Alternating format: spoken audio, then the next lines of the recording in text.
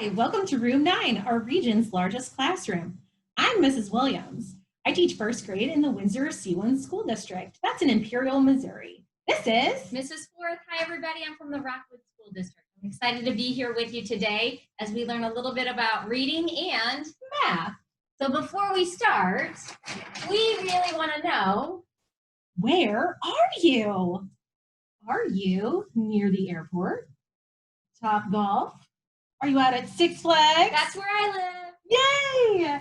Are you near the Magic House? Closer to the zoo? Maybe you are close to the St. Louis Arch or the Mississippi River. That's where I'm at. I'm a little bit south of St. Louis in Herculaneum near the Mississippi River. It looks like we have friends from all over St. Louis joining us today. Thanks for joining us, guys. Very exciting. Okay, let's go ahead and start with our welcome poem. I'm going to point to the words. Feel free to join along with me as I say them. Ready? Welcome, welcome, everyone. How are you today? We are so glad to be with you, learning math and reading too. And speaking of how are you today, we need to do a zone check because before we get ready to learn, each day we check in on our body and brain. Really smart scientists that study brains know that happy, calm brains do the best learning. If you are in the green zone, that means that you are calm, you are happy, and you are ready to complete your work, help others, and reach your daily goals. And this is the hand signal. So if you are in green zone, show me you're green and good to go. If you are in the blue zone, you might be feeling a little slow and low today. You might need to draw a picture, get a hug, or think some happy thoughts to be ready to learn. Your hand signal will look like this. If you are in the yellow zone, you're maybe a little frustrated, anxious, or maybe just really excited in a good way, but not ready to learn yet. So you need to take some deep breaths, get a hug, or talk to an adult that can help you be ready. If you are in the red zone, you have flipped your lid. Your hand signal looks like this, and you're probably not learning with this right now. You're very angry or upset about something. You need to stop, get help from an adult, take some deep breaths, and check the size of your problem. So show me your hand signal. Are you green zone and good to go? I hope you are. If you are blue, yellow, or red, choose one of our strategies to help you get ready to learn. Are you guys ready to get started today? All right, before we start, let's do our Room 9 chant. Can you read this along with us? Okay. I am smart. I am kind. I am brave. I am me. Hi, friends. Welcome back. Happy Thursday. How are you today? Good. I'm having a great day, too. This week, we learned 3 new of our sight words. Remember that? And sight words are those words that we learn so we can read them and write them in a snap. Yeah, they're the words that we see over and over again in books. And we also really practice how to read words quickly and fluently when we see them in a book. So let's start by reviewing the 3 words that we learned this week, okay? I'm going to say the word and I want you to echo me, and then we're going to spell the word. Are you ready? R, A-R-E, R. What's the word? R. Can you use that word in a sentence? Where are you? They are here. Good job. Okay, next word. There. T-H-E-R-E. There. What's the word? There. Can you use this word in a sentence? Yeah. There is my backpack. There you are. All right. Next word. R. A-R-E. R. What's the word? R. Can you use this word in a sentence? You are brave. You are kind.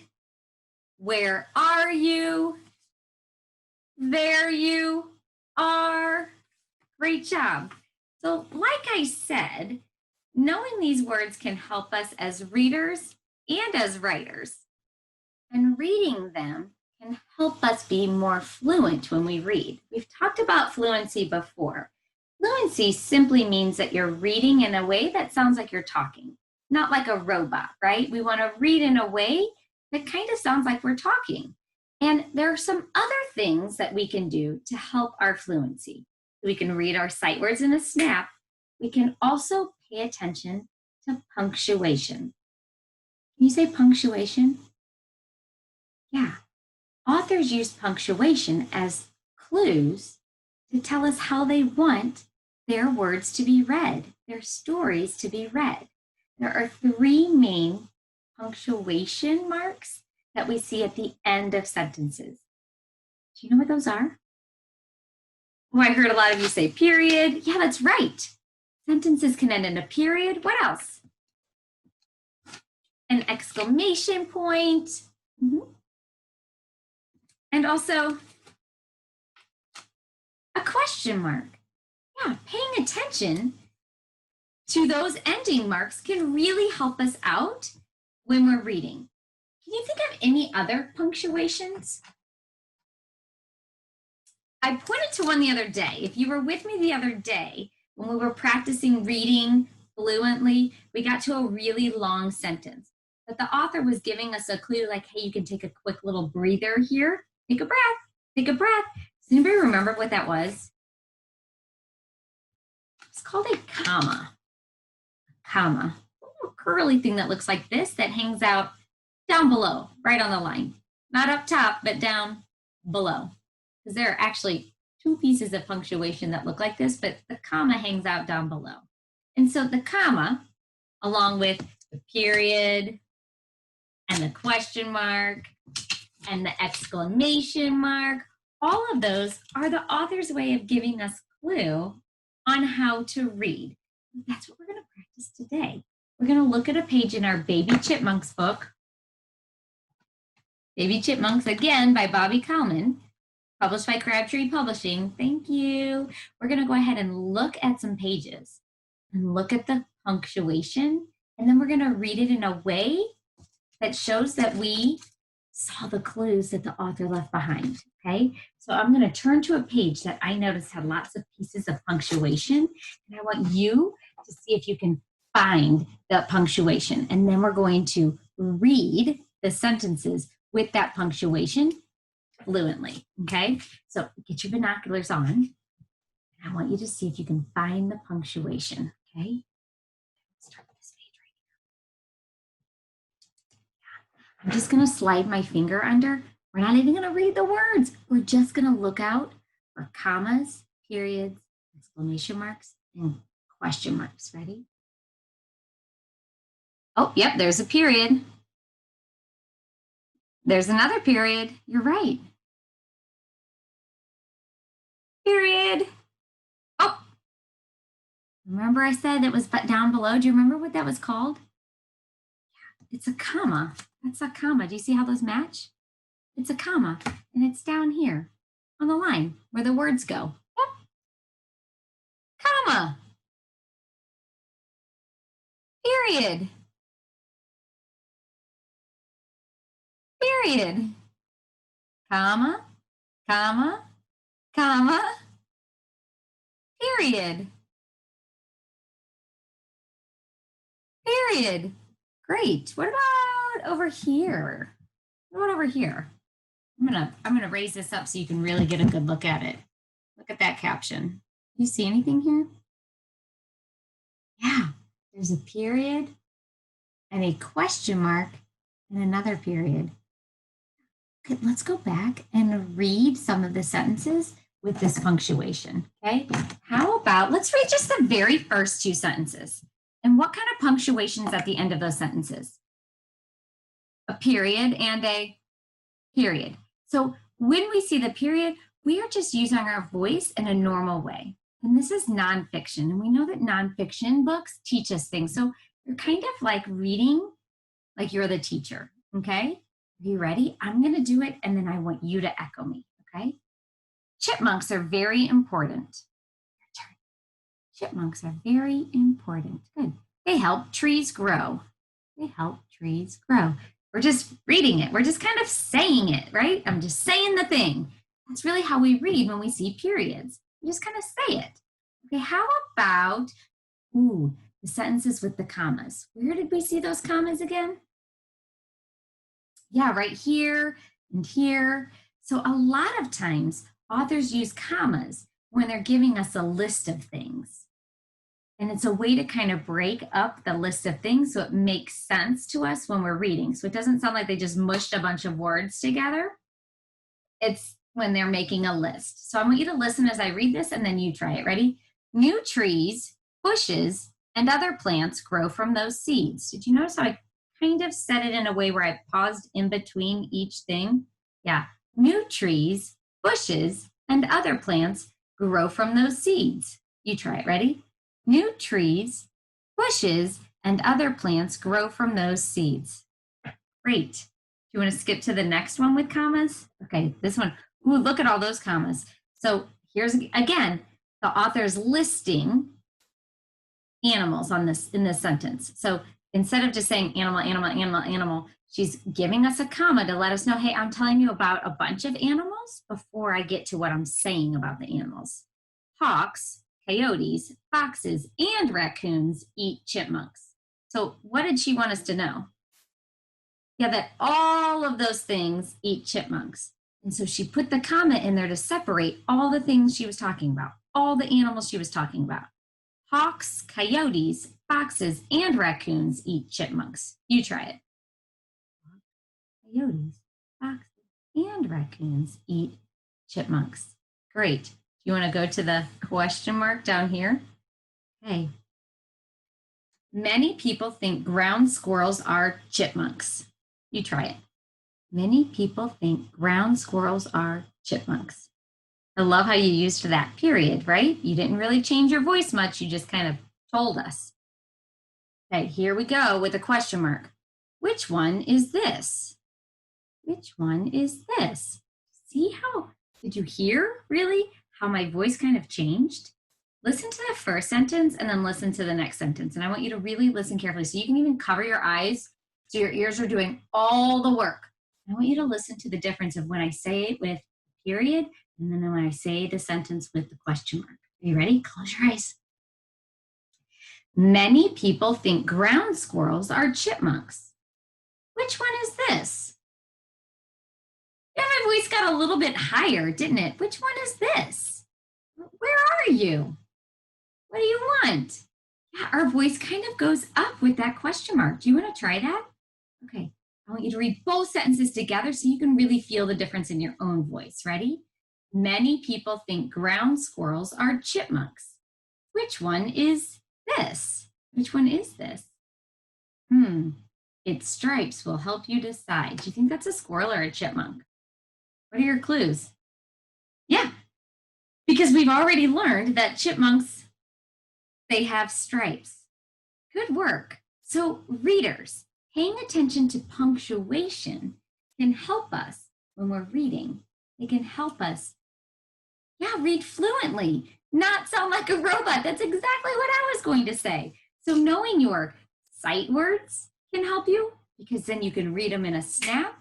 And knowing your ending punctuation or punctuation inside of sentences too can help you read fluently.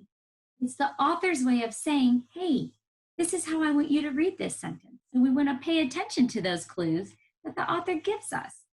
Thank you so much for joining me this week. I had a lot of fun spending some time with another one of Bobbie Kalman's books, Baby Chipmunks, and learning all about things like reading fluently with our sight words and our punctuation, and also reading and figuring out, the main idea, what's most important. Those of you that were with me this week, we paid a lot of attention to when we saw bold words and words that the author was repeating over and over again to help us figure out, hey, what's most important here?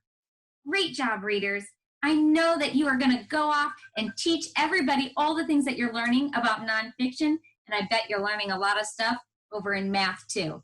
It's time for me to send you over to Mrs. Williams. Have a great weekend, and I hope to see you next week. Off you go. Thanks, Mrs. Forth. Hey guys, it's time for us to get growing our math brain, and today we're going to count by tens all the way to 150. Let's think about that number. In 150, how many is in the hundred spot? Yep, it's just one. How many tens in 50? It's 5 and 0 in the one spot. So we are counting by 10 all the way to 150, and today we're going to blink count. Here we go. 10, 20, 30, 40, 50, 60, 70, 80, 90, 100, 110, 120, 130, 140, 150. That was a very blinky count to 150. Now, I'm going to scoot 150 out of the way so we can take a look at our starting number for today. Look at the number that I've got here in tallies. If you don't have a pencil and paper or a board and marker, grab it now. What's your number? Did you say 12? You're right. Did you count by fives? 5, 10, 11, 12? That's a good strategy. Did you remember that 2 5s makes a group of 10? So you said 10, 11, 12. Good for you. Both strategies work. Can you show me the tens and ones? Show me your base tens and ones to make 12. Does it look like this?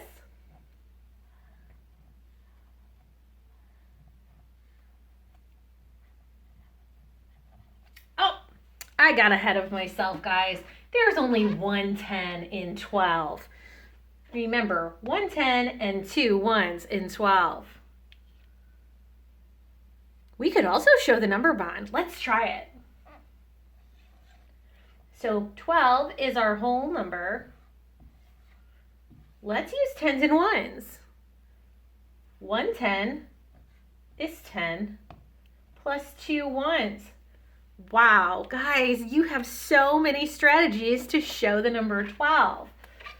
Well, we're going to leave 12 in our tens and ones mat because 12 is the starting number in our word problem for today. In our first word problem, this one is all about Kaylee. Kaylee's preparing a meal with her family. There are 12 ears of corn, 18 potatoes, and 17 carrots. How many vegetables does she have to wash? Let's think about this. Are we starting with a whole number and taking parts away? Or are we gathering up those vegetables to wash? We're gathering them up or combining them. But there's 3 numbers this time. I wonder how that might change our number sentence. Well, let's go ahead and start with our base tens. We know that 12 is 1 10 and 2 ones. We need to add on 18, which is 1 10 and 8 ones. 1, 2, 3. And 17, which is 1 10 and 7 ones. Now I know that 7 is bigger than 5. So I can start with my 5 and just add on the 2 more to make 7. Wow. Did you guys notice anything about our ones house? It's looking pretty crowded, isn't it? Wow. We know that 2 5s makes 10. So we can take this and trade it for a base 10. And now we can check our ones and our 10 spot. So 5 and 2 more is, how many 10s?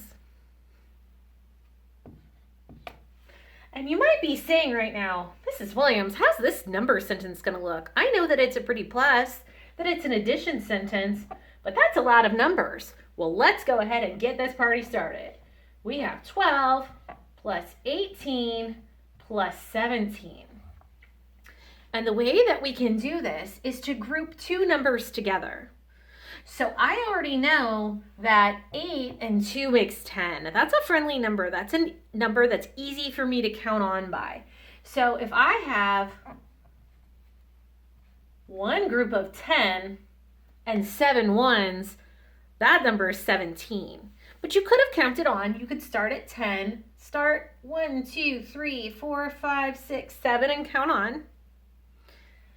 We know that 17 has 1 10 and 7 ones. Where does that 10 have to go? It has to go on over to the 10th house, or our ones house is going to be way too crowded. So we put the 7 ones here and the 1 10 up here. Now, we have 1 10, 1 10, 1 10, 1 10. It's pretty easy to count quickly on by ones. 1, 2, 3, 4, 4 tens. Now, if we had larger numbers, we could just group them like we did over here in the ones house. So 47 and 47, they both agree 2 different strategies to do it. Go ahead. I'm going to go ahead and erase, reset our board, and we can check in on our next word problem. This time, we're checking in with our football team. And we're going to do something special with this one. We're going to try a different type of number sentence. Now, I've highlighted our important information. It says the football team scored 21 points last week, and they scored 38 points this week. What is the sum of the points they scored? Are we putting 2 parts together? Or do we start with a whole number and take something away? We're putting 2 parts together. 21 and 38, we need to find the whole number. So let's go ahead and start with our base 10s. We have 2 10s in 21 and 1 1. Now we need 3 10s and 8 ones. 1, 2, 3, and now we need 8 ones.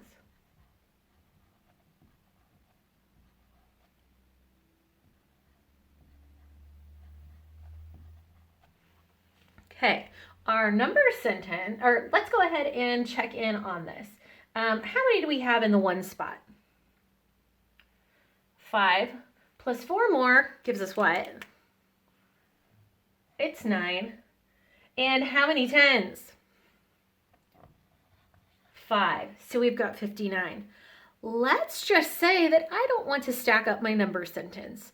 Let's try it horizontally instead. So let's break it into its parts. If I have 21, 2 10s is what number? 10, 20. So 20 plus 1 10 or 1 1 is 21. Now let's break 38 into its parts. Let's expand it. Let's pull the 10s and the 1s apart. 3 10s is 10, 20, 30. It's like saying 38 is 30 plus how many ones? 8. And now we can add them together. So do you see how we kind of stretched our numbers out? We pulled apart the 10s and the 1s, kind of like we do when we make a number bond. So 8 ones plus 1 more is 9. And 20 plus 30 is 50. So 50 plus 9 equals 59. Do you feel like you grew your brain? I can see your brain muscles expanding. Good work. Get it? Expanding. And this is called expanded form. All right. Let's go ahead and clear our board for one last number sentence. I feel like you guys have worked really hard and grown your brains today. Let's take a look at our word problem. It says there are 34 pumpkin pies at the bakery. 27 pumpkin pies are sold. What is the difference? What kind of problem? So we started with 34. 27 went away. It's a takeaway. What's the difference? So let's start with our 3 10s and 4 1s. And we have to take 27 away. So 34 minus 27. Do we have enough ones? Nope. We'll have to go next door and borrow a group of 10. Psst, can we borrow a group of 10? And of course, the 10 say, sharing is caring.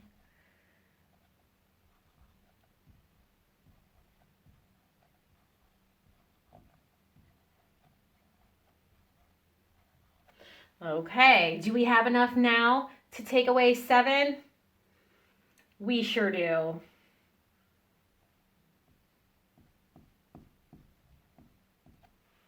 How many are left?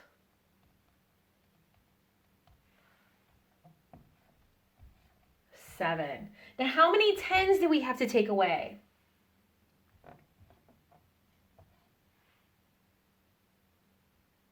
Oh my.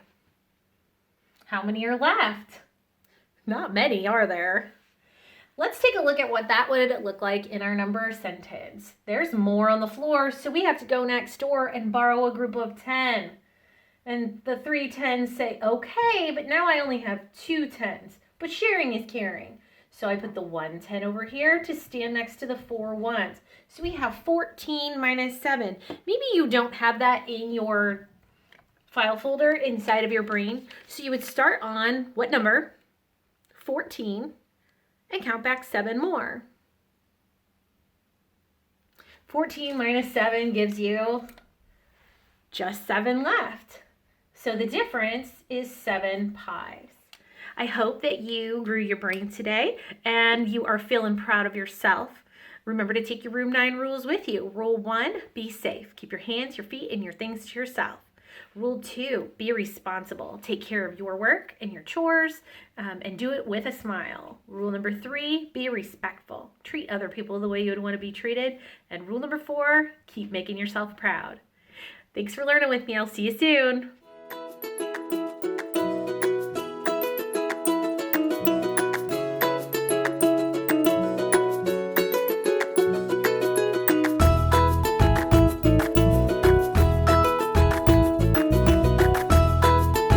Teaching in Room 9 is made possible with support of Bank of America, Dana Brown Charitable Trust, Emerson, and viewers like you.